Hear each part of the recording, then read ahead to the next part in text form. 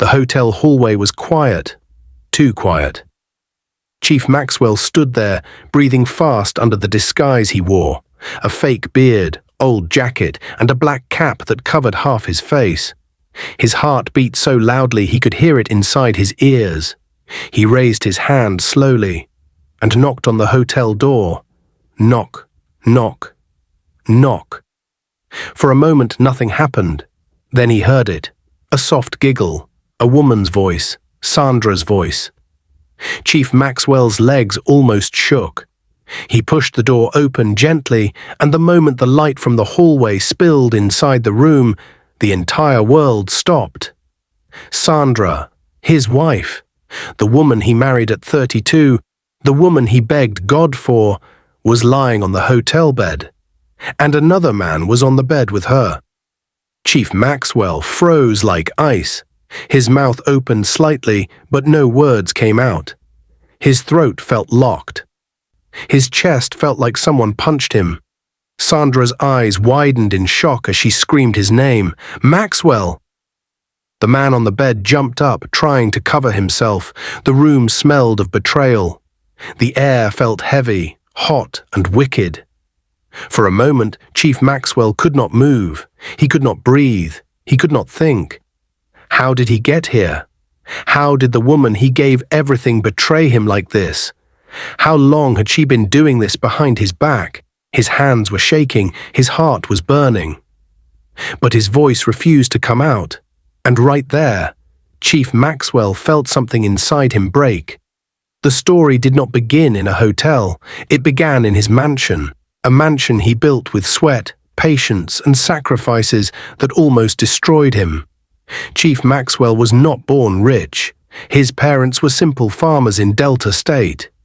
Growing up, he promised himself that poverty would never see his children.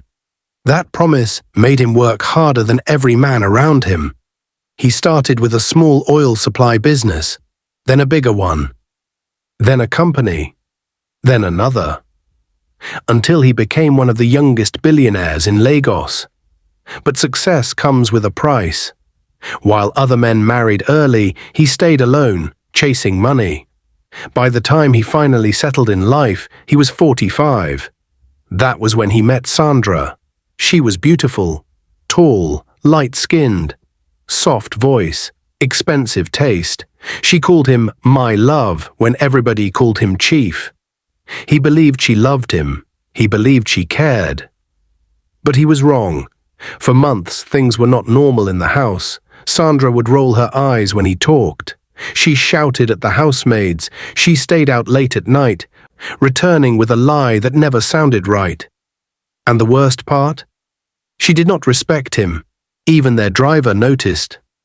"Sir, madam, they talk to you anyhow these days," he once whispered. But Chief Maxwell waved it away. He wanted the marriage to work. He hated shame. He hated divorce. He didn't want people to laugh at him. One night, he walked into the living room and saw Sandra smiling at her phone, smiling in a way she had never smiled at him. "Who are you chatting with?" he asked softly. Sandra hid the phone immediately. "It's nobody," she said, rolling her eyes. "Let me see," Chief said, stepping closer. "Are you mad?" she snapped. He stood there, shocked. No one had ever spoken to him like that, not even his employees. Sandra stormed upstairs and slammed the door. That was the moment Chief Maxwell felt something pinch his heart. Something was wrong. But when he confronted her later, tears fell from her eyes as she lied. "I am faithful, I swear. You're the only man I have." He believed her because he wanted to, but that night he could not sleep. Sandra was on the bed beside him, but her phone kept vibrating under her pillow. Her face kept turning away. She kept smiling in the dark at someone else. That was when Chief Maxwell took the decision. He would follow her. He would disguise himself. He would find out the truth with his own eyes. Sandra told him she was going to see a friend. But Chief Maxwell knew she was lying. She dressed too well, perfume too strong, excitement too obvious. She left the gate at exactly 7:49 p.m. Chief waited 2 minutes, then followed quietly with another car. He wore a disguise he had prepared earlier. He trailed her to a hotel in Lekki. He watched her laugh with a man at the entrance. He watched her hold the man's hand. He watched her enter a room with him. His hands turned cold, his legs felt weak. But still, he followed. He walked down the hallway, heart beating fast like a drum, and stood in front of the room where his wife was inside, cheating on him. A man like him. A man who built an empire from nothing. A man who gave her luxury, comfort, and respect. And she repaid him like this? Chief swallowed hard and knocked. Knock. Knock. Knock. And when he opened the door, his whole world shattered. Sandra screamed his name. The man on the bed jumped up. Chief Maxwell's disguise dropped halfway off his face, revealing his identity, and Sandra whispered one word that stabbed his heart. Please. I can explain. Chief Maxwell looked at her, his voice shaking. Explain. What? Before she could answer, the door suddenly swung wider, and someone unexpected stepped into the room, someone Chief Maxwell never thought would be involved. Chief Maxwell did not blink. He did not breathe. He just stood there, staring at the person who walked into the room. Someone he never expected to see in such a shameful place. It was his wife's elder sister, Anita. Yes, Sandra's own sister. She froze when she saw Chief Maxwell standing there. Jesus, Chief, she gasped, holding a small purse to her chest. Sandra's eyes widened even more. The boyfriend on the bed looked confused, switching his eyes between all three of them. Chief Maxwell felt the room spin. Anita, you too, he whispered, voice thin like a breaking thread. Anita stepped back slowly, shaking her head. No, Maxwell. It's not what you think. I just came to do what? Chief snapped, his voice deeper now. Cover her, protect her, or share the same secret. Sandra jumped from the bed, grabbing a wrapper to cover herself. Maxwell, listen, don't touch me. Chief shouted so loudly that the light bulb on the ceiling trembled. The pain in his chest was unbearable. It felt like someone dug a hand into his heart and squeezed it. He looked at Anita again. You knew, he asked, voice cracking. You knew she was doing this? Anita swallowed hard. I didn't want to say anything. I thought she would change. I begged her many times. Sandra spun toward her sister angrily. Why are you talking? Anita, shut up. Shut up.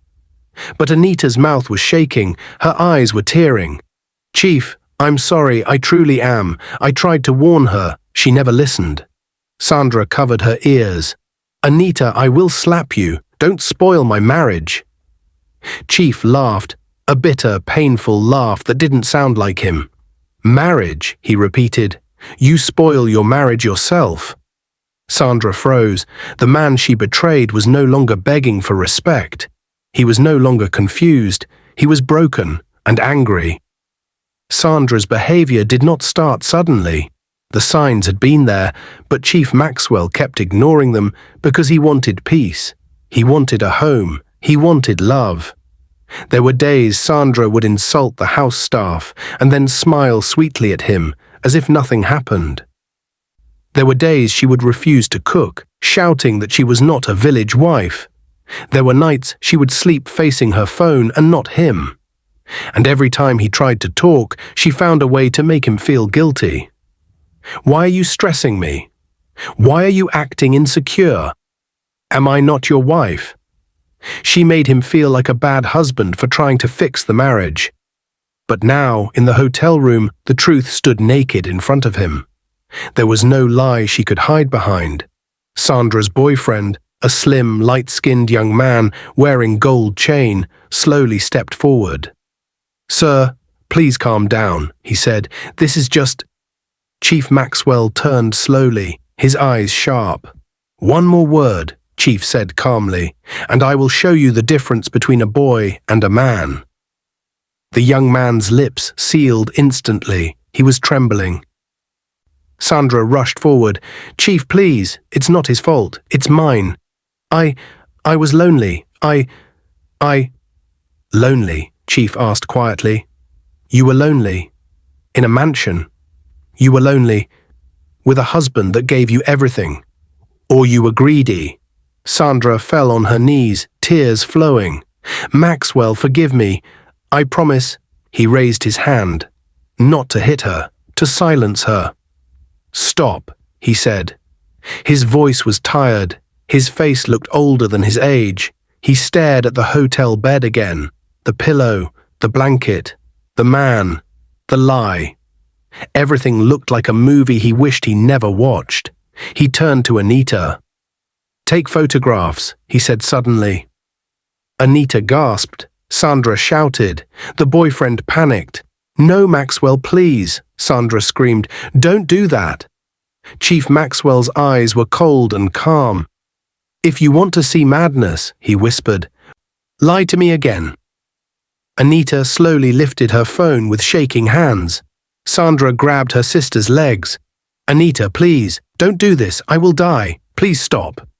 But Anita looked at Chief. "Sir, are you sure?"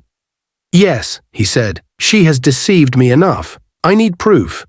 Sandra cried loudly, louder than she had ever cried before. "Maxwell, I swear I can explain," she screamed. "Explain in court," Chief replied, "and explain to the world how a billionaire's wife ended up in a hotel with a boy." Sandra collapsed on the floor, wailing like a child.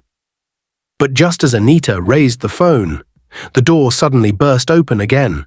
A security guard rushed into the room, sweating and looking frightened. "Sir, sir, Chief Maxwell," he shouted when he recognized him. "Please, you need to leave now." Chief turned slowly.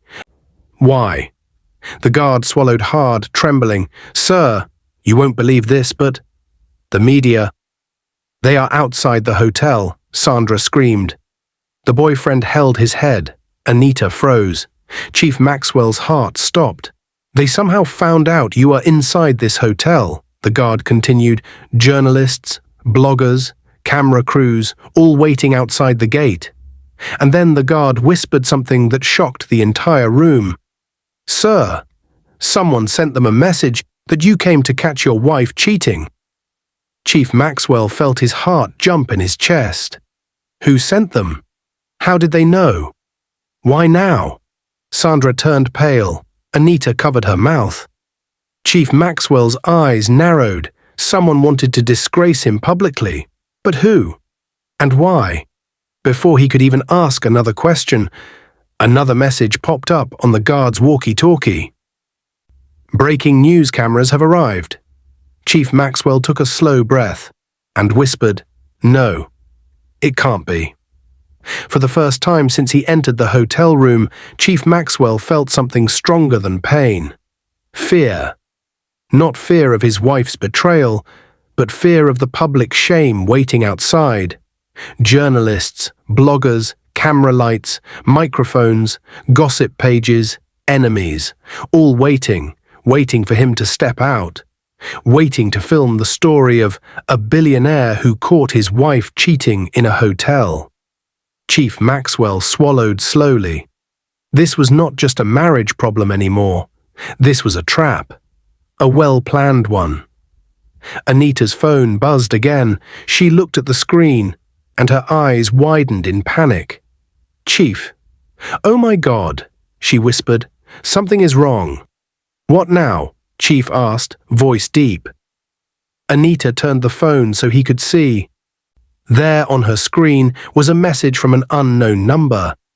"Breaking news. Billionaire Chief Maxwell enters hotel to bust his wife and her secret lover. Full story coming soon." Sandra let out a scream and grabbed her head. "Jesus, Jesus, I'm finished. My life is over." The young boyfriend ran to the corner of the room like a scared goat. Chief Maxwell felt his heart twist. This was not normal. This was not accidental. This was deliberate. Someone sent the press. Someone wanted this shame. Someone wanted him to be destroyed. Who sent the message? Chief demanded. Anita shook her head quickly. I don't know. It's a strange number. Sandra jumped and crawled to Chief's legs. Maxwell, please, I beg you. Don't let people see me like this. I'm sorry, I will change. Chief removed her hands calmly. You should have thought of that before entering this room. Sandra cried harder, her tears falling on the carpet. Chief Maxwell had built his company with a tough mind. People knew him as a calm man, a quiet man, a man who never fought, a man who always walked away from trouble. But they also knew something else. When Chief Maxwell is pushed too far, he becomes dangerous. He never shouts, never threatens. He just acts. And when he acts, people regret pushing him. Right now, he was not shouting. He was not shaking. He was thinking. Chief turned slowly to her. Tell me the truth, he said. Is someone behind all this? Sandra blinked fast. What do you mean? She asked, voice shaking. Don't act stupid, Chief said calmly. You don't own a media house. You don't know journalists. You don't control bloggers. So tell me. He leaned down slowly. Who wants to destroy me? Sandra's mouth trembled. She looked at the boyfriend, then at Anita, then back at Chief. I don't know, she whispered. But her eyes were lying. Chief could see it clearly.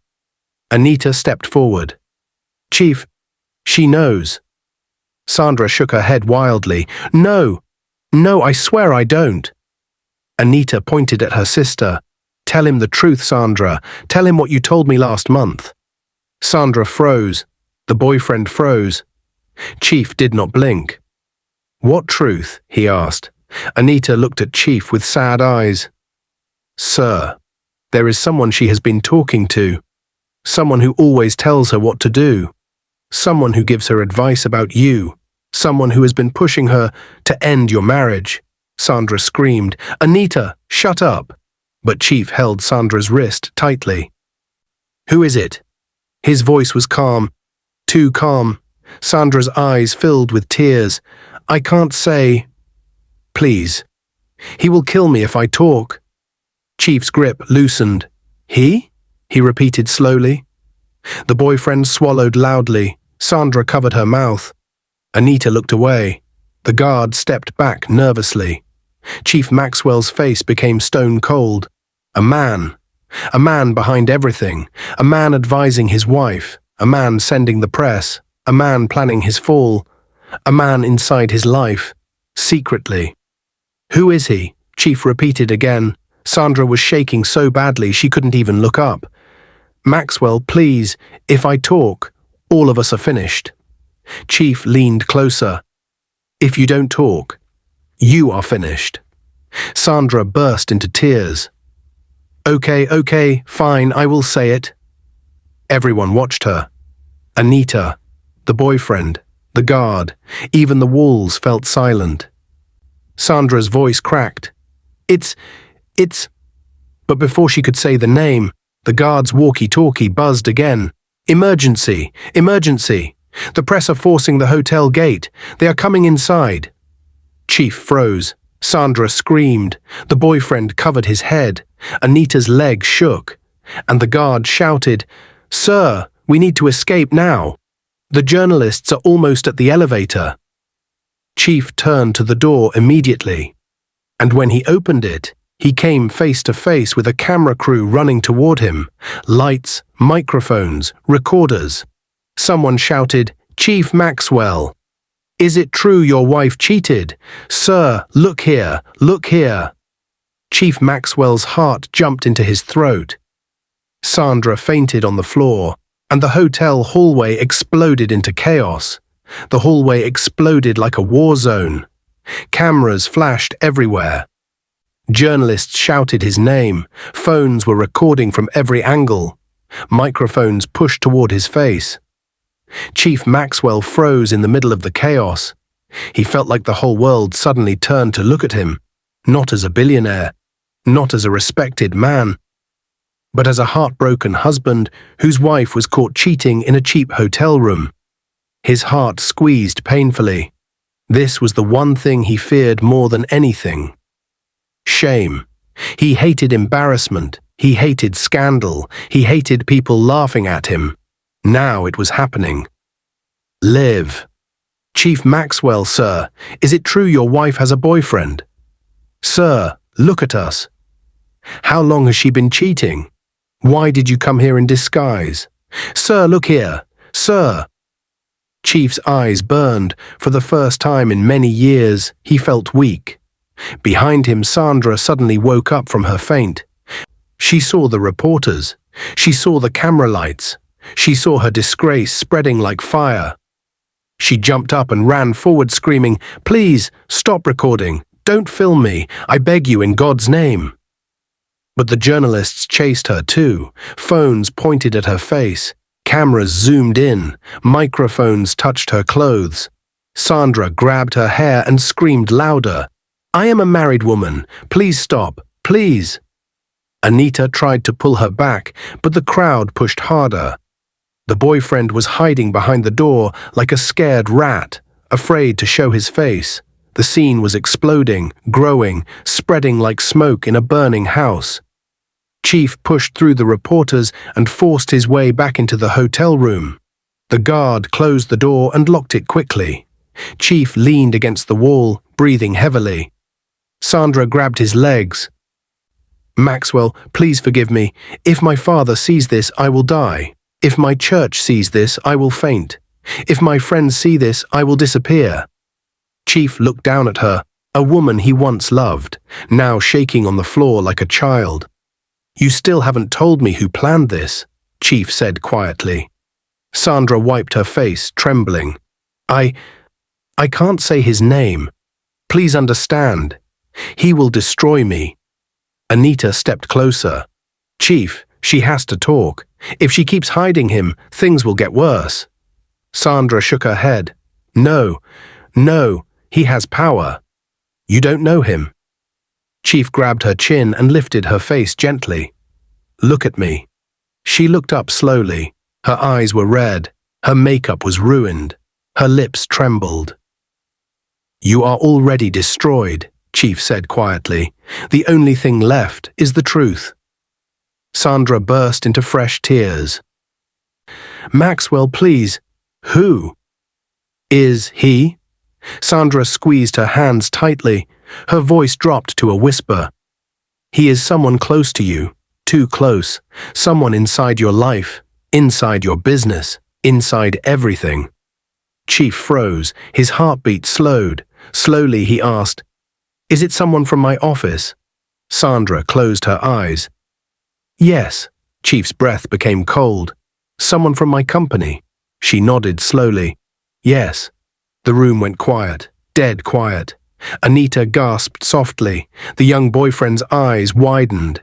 Even the guard stopped breathing. Chief's chest tightened painfully. "Who?" he asked again. Sandra started crying. "I can't say." Chief slammed his fist on the wall. "Who?" Sandra jumped and screamed, "Your deputy!" She covered her mouth after shouting it. The room froze. Nobody moved. Chief blinked. "My what?" Sandra shook as she whispered, "Your deputy managing director, Mr. Collins." Anita gasped loudly. "Oh God!" Chief's legs almost gave out. His deputy, the man he trusted with his company, the man he trained, the man he treated like a younger brother, the man he promoted, the man who knew every secret, the man with access to all private files. Sandra kept talking through tears. "He is the one who has been advising me. He said you were old. He said you were stingy. He said you were hiding your true money from me. He said you didn't love me enough. He told me to stand my ground, to control you, to punish you if you refused." Chief stared at her like he was staring at a ghost. "Why?" he whispered. Sandra cried more.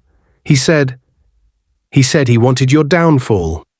Chief felt something burn inside his chest. Mr. Collins, a man he trusted, a man he lifted, a man who smiled in his face every morning, A man he paid millions. A man he treated like family. That man secretly wanted him destroyed. Sandra continued shaking. He told me to go out tonight. He told me to leave the house by 7 p.m. He said he would handle the rest. He sent the press. He planned everything. Chief's hand tightened. His jaw clenched. Fire lit in his eyes. "Mr. Collins," he whispered, "so you want war?" Before anyone could speak again, boom. Someone kicked the door from outside. Sandra screamed and hid behind the bed. Anita jumped. The guard blocked Chief with his body. Reporters shouted from the hallway, "Open the door!" "Chief Maxwell, we know you're inside. Come out now." Cameras flashed under the door crack. Chaos was seconds away from breaking inside the room. The guard looked at Chief, sweating. "Sir, if they break this door, the whole world will see everything." Another loud bang. Boom. The door shook violently. Chief's voice became calm. Too calm. "Let them break it." "Sir," the guard shouted. Sandra screamed. Anita shouted. The boyfriend fainted against the wall, but Chief Maxwell just stood there, with a cold, dangerous look in his eyes, because right behind him, on the table, his phone began to ring, and when he glanced down at the screen, his blood turned to ice. The caller ID read, "Mr. Collins," the man behind everything, calling him, right now. The room was shaking. Reporters were kicking the door. Sandra was crying in the corner. Anita held her head in confusion. The boyfriend was sweating like rain. The guard stood with fear in his eyes. But Chief Maxwell, he did not move. He did not panic. He only stared at his ringing phone with cold, burning eyes. Mr. Collins, the betrayer, the planner, the man who tried to destroy his home and his name. Chief breathed in. Slowly, he answered the call. He placed the phone on speaker. "Maxwell," Mr. Collins said, laughing softly. "How is the hotel? I heard the news is spreading fast." Everyone in the room froze. Sandra covered her mouth. Anita shook her head. The guard's heart stopped beating for a second. Chief did not reply. He simply listened. Mr. Collins continued, "You see? I told Sandra what to do. I told her how to handle you. A billionaire like you should not be so emotional.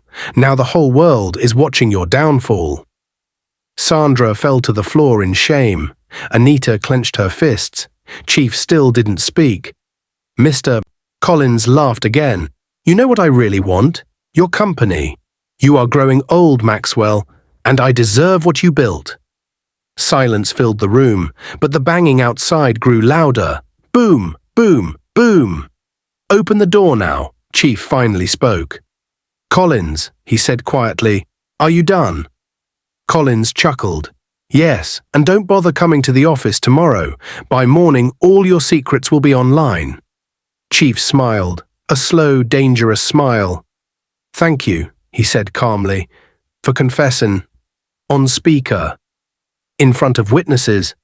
There was silence. Then, "What?" Chief spoke again, this time with strength. "I recorded everything." Everyone in the room gasped. Sandra's eyes widened. Anita covered her mouth. The guard nodded proudly. Chief continued, "And right now, Collins, my security team is heading to your house with police. You will explain everything you just said to them." Collins shouted through the phone, Maxwell, wait, don't do this. I was only joking." But Chief ended the call. He slipped the phone into his pocket and stood straight. For the first time since entering the hotel, he felt peace. Because the truth was finally open. The liar was exposed. The snake was caught. The door almost broke open. Boom! Before the reporters could push inside, Chief raised his hand. "Guard," he said softly, "there is another door, isn't there?" "Yes, sir," the guard whispered, "the emergency exit." "Good." Chief turned to Sandra. "You wanted trouble," he said quietly.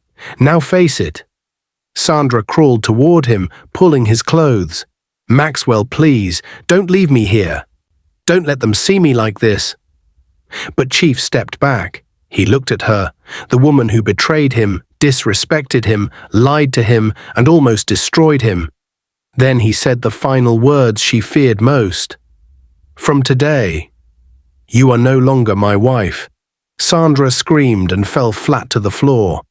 Anita cried but said nothing. She knew Sandra caused her own downfall.